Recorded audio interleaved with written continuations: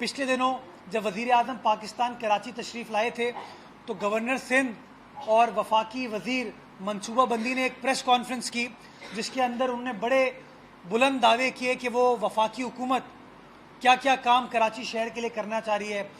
कहीं उन्होंने 70 अरब का फिगर दिया, कहीं उन्होंने 100 अरब का फिगर दिया। काबीना ने इस गलत स्टेटमेंट की मजम्मत की है और मैं आपके सामने ये गुजारिश करना चाहता हूँ कि जितने भी प्रोजेक्ट्स खुसरो बख्तियार साहब ने जिनका क्रेडिट लेने की कोशिश की है, वो तमाम प्रोजेक्ट्स चाहे एशियन डेवलपमेंट बैंक के ताउन से हो या वर्ल्ड बैंक के ताउन से हो, ये सारे प्रोजेक्ट्स सूबाई प्रोजेक्ट्स हैं।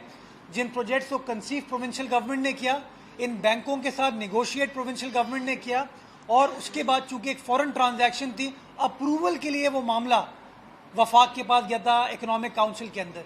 सिर्फ उन्होंने उस बात की मंजूरी दी, बाकी तमाम जो उस मंसूबों की कार्रवाई थी वो सूबाई हुकूमत ने की।